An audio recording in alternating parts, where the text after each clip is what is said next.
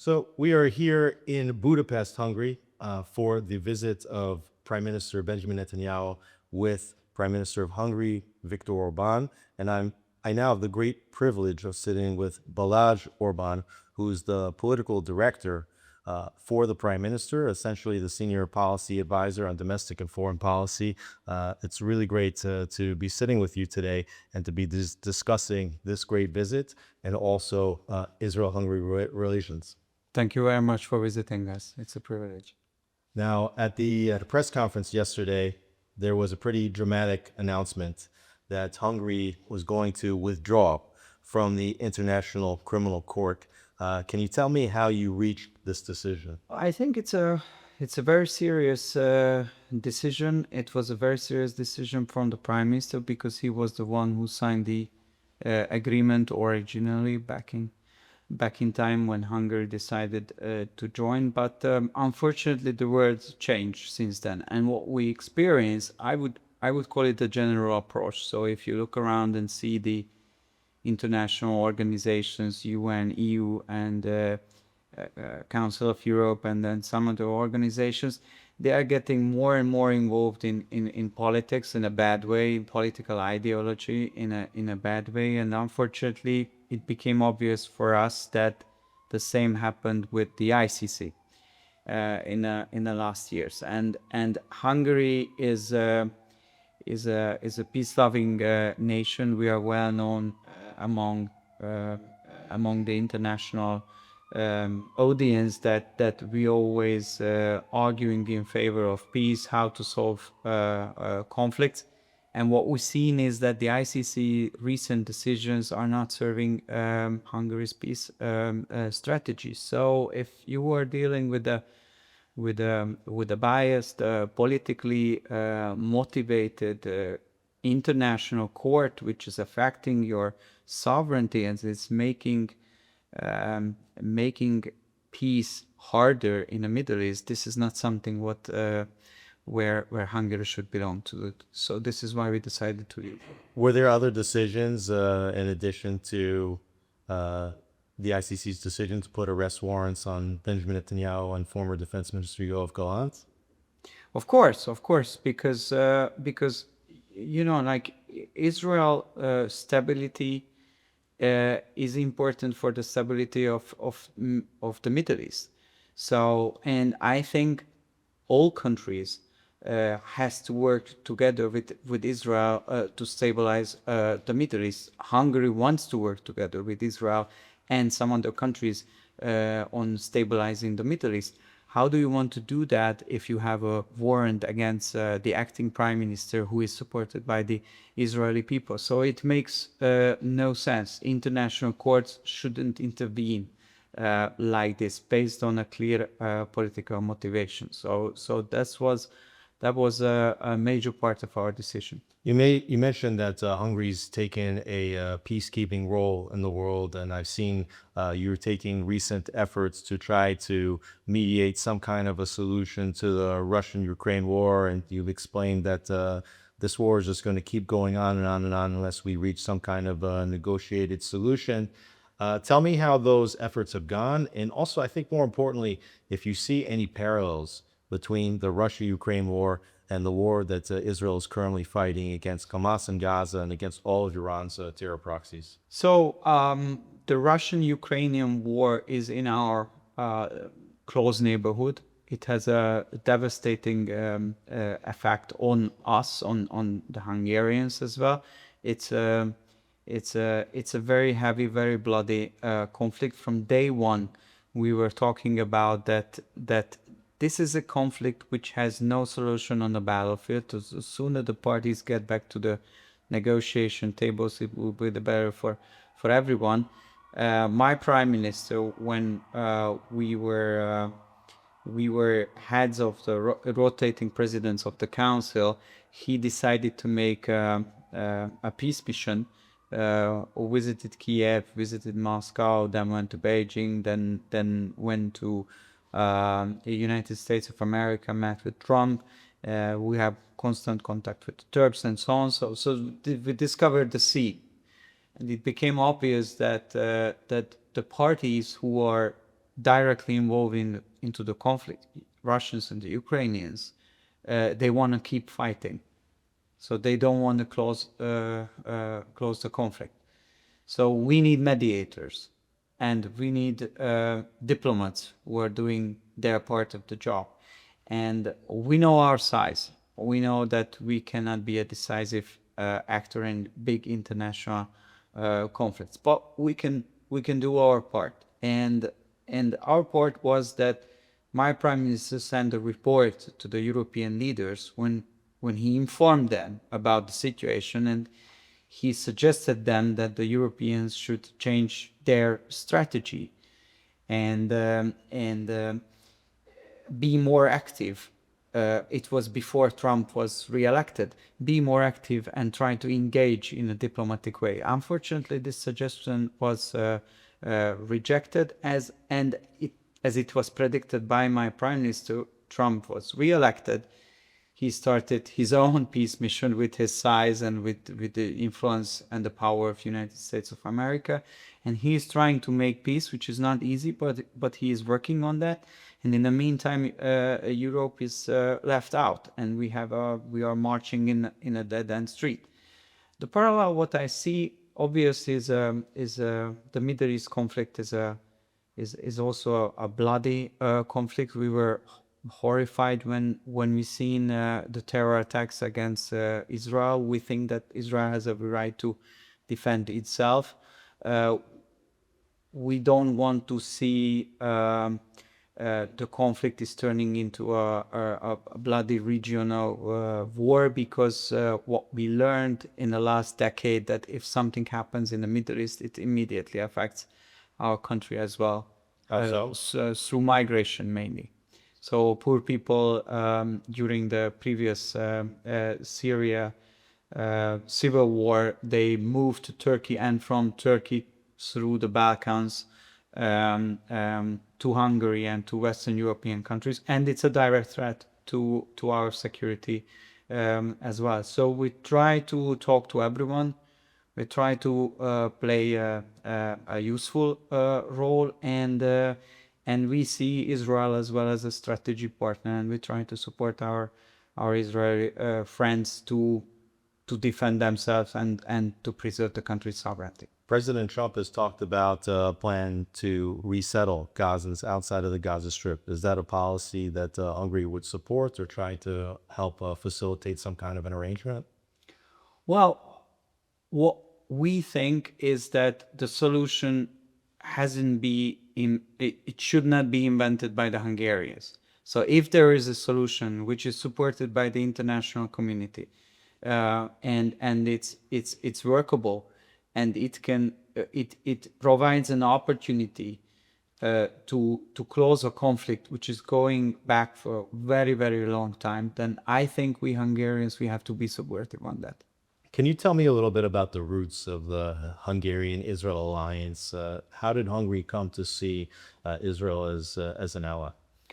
Well, we have the third largest European Jewish community living in Hungary. And when Prime Minister Orbán came to power, he made it clear that these people are Jewish people, but also Hungarian citizens, and our duty to defend everybody's right to freedom of religion, and we have to be able to defend each and every citizen of us. If we are not able to do so, then we are not doing our job properly. So he then declared this zero tolerance policy on anti-Semitism, and since then I think we are the toughest one against all kind of anti-Semitisms in Europe. And after 2015, when the migration crisis did hit the country, which meant 400,000 illegal migrants wanted to walk across the Hungarian borders without any permission, without any respect towards the Hungarian law law and order. That was the time when I think all Hungarians realized that something deeper is going on, something civilizational is going on. So mass migration can be a real security threat, and like this kind of multicultural way of living, when we mix civilizations and we mix religions and we tolerate religious fundamentalism, this is not something we can live together with.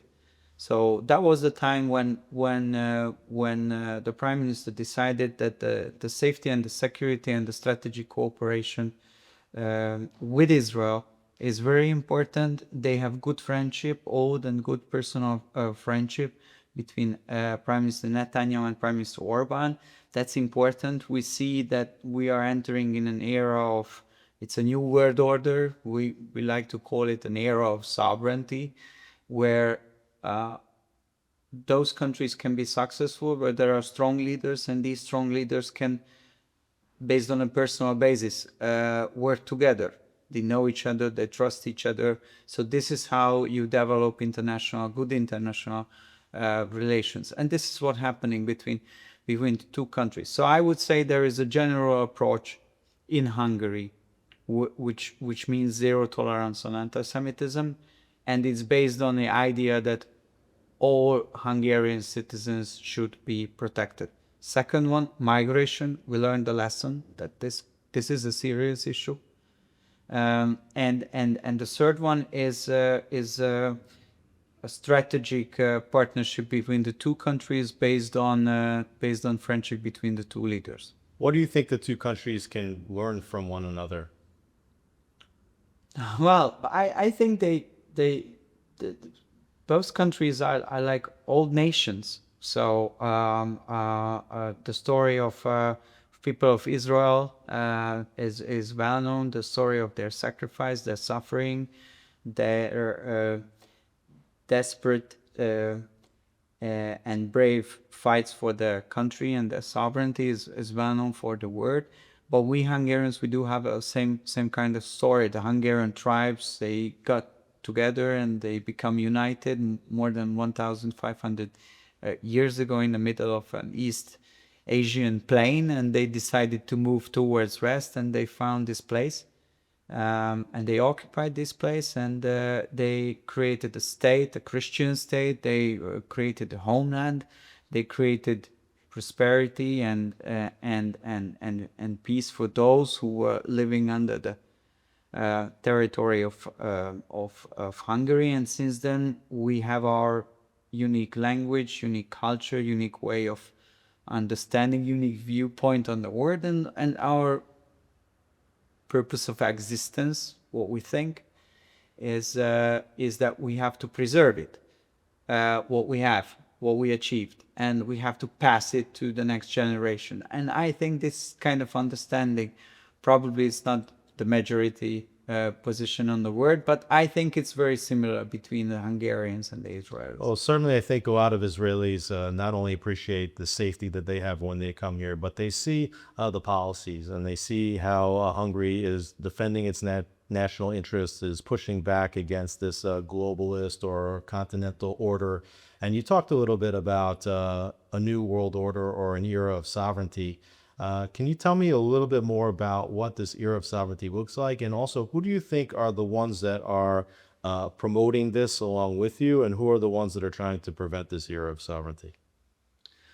Well, after the Cold War period of after the Cold War, the new world order was a unipolar world order, obviously, but the ideology behind it, or the ideas behind it, were based on neoliberal principles. But I think today, it's obvious that these neoliberal principles failed. They are not working anymore. And the power balance inside the world has changed. There are different political structures, different economic structures, even different civilizational background countries, and they are also successful in their ways. We don't it's not our way, but we have to admit that there are different ways. So what we see now is that a new kind of equilibrium is starting to emerge. It's still, we are in a transition period, but it's obvious that the speed of the change is amazing. How fast is it? And all countries has to be prepared for that. And we like to use these terms age of sovereignty, because we firmly believe that those countries could remain successful which has a special and a unique political system, economic system, stability, and the capability of defending their own sovereignty, and use this power and engage, and use this stability and engage in international dialogues based on that. So the era where we have to adapt to someone else is over. We don't want to import anyone's thoughts on politics, how the economy should look like. We have to invent our way of doing things, which fits for the Hungarian voters. And on that stable basis, we can engage. What we started a couple years ago is a new grand strategy. It's called the Hungarian Connectivity Strategy. We saw that this kind of new Cold War bloc formation logic is emerging. And look on the European Union, look on Brussels. They isolated themselves from the Russians, cut energy cooperation, which caused serious harm for European economy and competitiveness. They started a trade war against China, which is the biggest market for many companies. And based on ideological differences, they destroyed connections and possibilities to find a fair deal with the current administration of United States. So when we see that this bloc formation logic based on neoliberal principles, which is followed by Brussels, it caused tremendous isolation for Europe. Hungary wants to go the other way around. We are a member of European Union, member of the community, but we maintain relationship with Russia. We have strategic partnership with China, and we have a strategic partnership with United States of America. And we are looking for opportunities, deals based on our own national interest. It's a realist, national interest-driven policy. This is why I would... You've been to Jerusalem 3 times, you said, and obviously you've been in a strong alliance with the state of Israel and the Prime Minister Benjamin Netanyahu. How would you say this neoliberal policies and order is also posing a threat to Israel from your view? Well, I think there are some obvious signs. So based on these neoliberal principles, just see how the foreign policy, soft diplomacy looked like for the previous administration. So for the Biden administration, previous administration of United States. They were promoting gender issues. Which is kind of an anti-traditional family issue. So if somebody wants to promote an ideology which is against traditional way of life and traditional families, which is against having as stable relationship marriages as we can, and having as many children as we can have, this is problematic. This is a threat for all the countries, for Israel as well. If somebody is coming and promoting something which is against the children and against the traditional families, then it's in a longer period of time, it will cause the decay or the decline of Israel state as well. And I think it's the same with the Hungarian issue. So this is, I think, one very good example, because even if somebody disagrees with the Likud party, or even if somebody disagrees with the Fidesz party here in Hungary, the reasonable people, they are saying that, look, we don't want to accept an international trend, an ideology, which is actually very similar to the, based on the logic, to the previous Marxist ideology, which is promoting to have less stable traditional relations and less children. It's insane. So how can we survive? How can you survive in this environment where you are at the Middle East? So these things are problematic. And the other thing, all these globalist, progressive, woke, international agenda is using the international organizations as a toolkit to promote their own ideology. And I think it's very bad for all nation states, because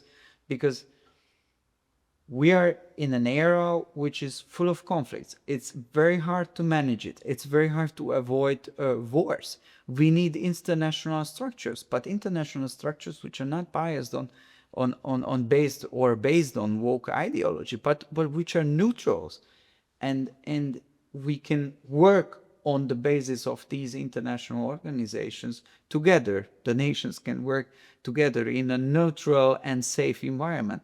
But if everything is affected by the woke ideology, how can it be successful? So these are the major threats. It has a very hard destabilizing effect on the nation states and on the international cooperation institutional structures, and it should be worry all people around the world. You talk a little bit about the need for neutrality in the international structure, and I've seen you on interviews in the United States talk about how you are basically accusing the previous Biden administration of using State Department funds, U.S. aid funds to try to undercut your government and really overthrow Viktor Orbán as the prime minister. Can you tell me a little bit more about that? And because as of now, we're seeing that the White House has put out a letter also trying to investigate if U.S. aid funds and other funds were used similarly to try to overthrow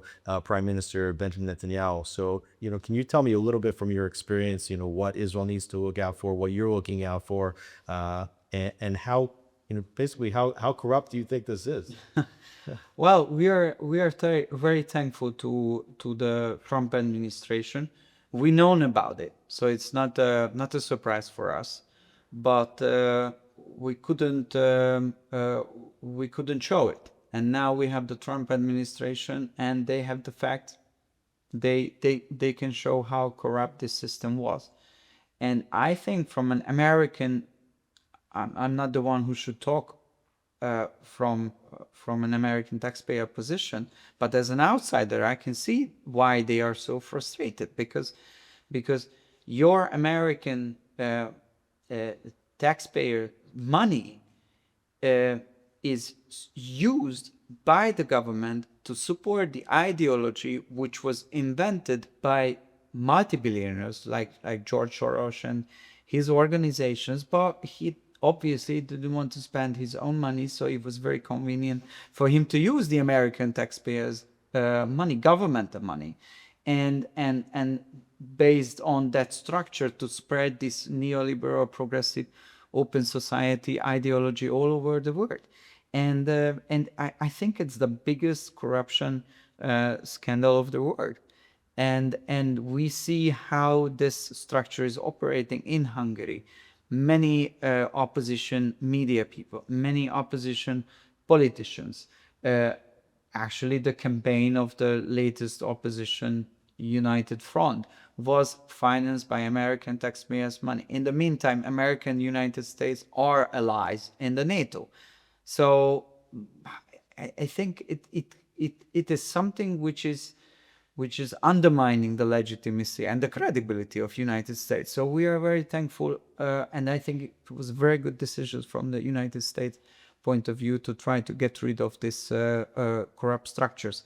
And we want to catch up because now it's time to act against these media outlets and NGOs and politicians. It's again a sovereignty issue for us. So we can have disagreements. Like all the Hungarian wealthy people can have the right to support any political platform or initiative they want.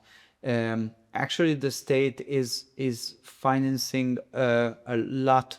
It's giving a lot of support to different kind of media outlets to maintain a tolerant and mixed media environment in Hungary. But if the Hungarian politics is financed by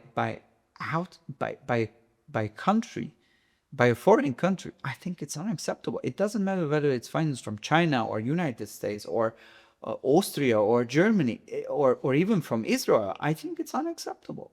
So, and I think that it would also be unacceptable for you as well in Israel. Israeli politics should be financed by the Israelis, from Israel, not from outside.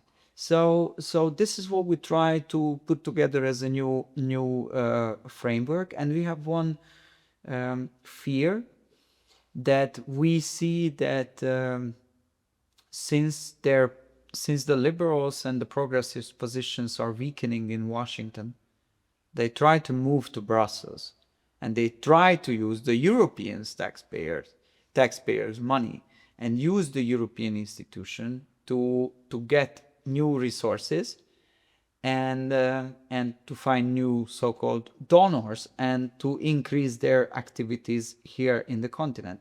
And this is also something what I think is unacceptable for us. So we try to use what we have. We have a big fraction, the Patriots for Europe in the European Parliament. That's the third largest fraction, and we try to work with them together to be transparent on that and try to corner these initiatives and try to fight back against this transnational corrupt bureaucratic system. Well, you clearly have an ally in Benjamin Netanyahu, and it seems clear that you have an ally in Donald Trump. Who are some of the other allies that are maybe coming together to form this alliance? And are you ultimately optimistic that working together, that you can establish a stage of sovereignty? Well, I think it's if you look around inside the Western world, let's talk only about the Western world, and you have Israel, the Vatican, and the United States of America on your side, it's not so bad. So it's a good starting point. What we see is that the wind of change is also here in Europe, and since we put together the Patriots, the European Parliamentary Group, all our member parties are winning elections.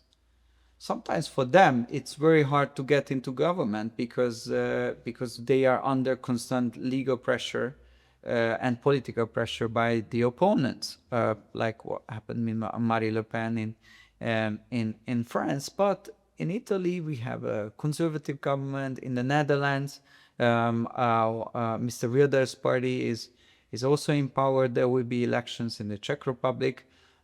We have Slovakia, which has mainly a socialist-oriented but sovereigntist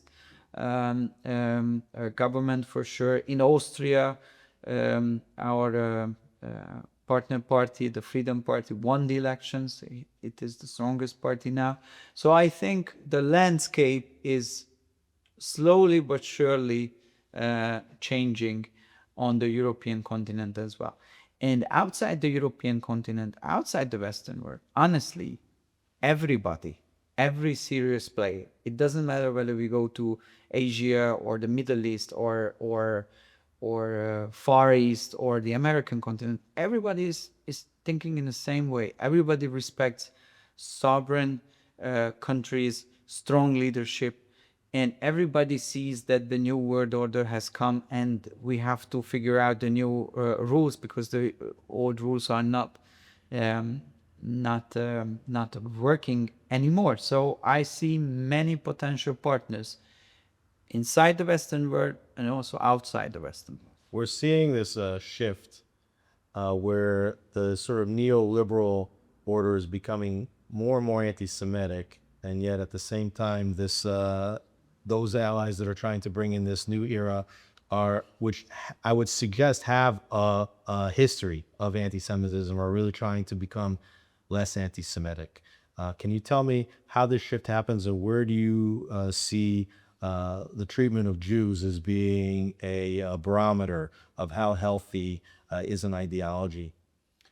Well, what we see here in Europe, that all of this, what you described quite precisely, is linked with the mass migration.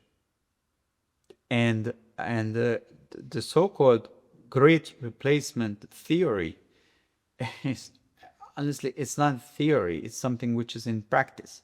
It's happening. So it means that and it's not a conspiracy theory for sure. So it's happening that those leftist political forces all over Europe see the Muslim migrants who are coming as potential voters because they would never vote for a Christian party.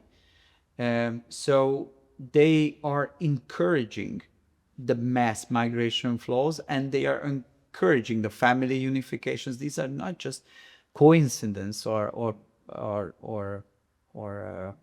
bad-minded things. These are just part of a strategy, and they want to give them citizenship, and it's changing the entire political landscape and power balance. This is happening in France. This is happening in Germany. This is happening in the Netherlands. In every major Western European country. And we Hungarians, we see the signs. We see that it's going on. I mean, it's not up to us to judge it. It's their decision. It's their country, but we don't want to follow it. So I think if you don't want to have new kind of anti-Semitism in your country, you have to close your borders. You have to defend your culture and your Judeo-Christian heritage. It is so simple.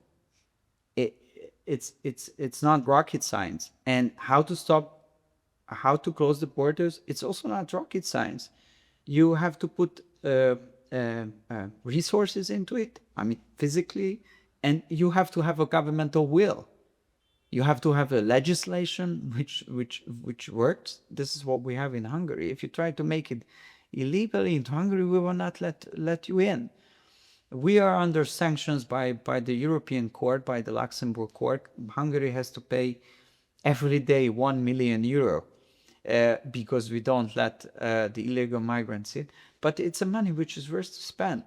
It's obvious it is outrageous that we are under sanctions because of this, and we will not let it continue for long, and we will get back our money. But that's a different story. But in general, it's like if you let those people in, the cost, the social costs, and the financial costs would be much higher than 1 million euro per day. So this is why we Hungarians are very tough on that, and we have a zero illegal migration policy. And in general, the level of migration is very limited, is very low, the lowest in the European Union in Hungary. And I think if in this modern era in Europe you want to fight against anti-Semitism, it would mean a very tough fight against illegal migration.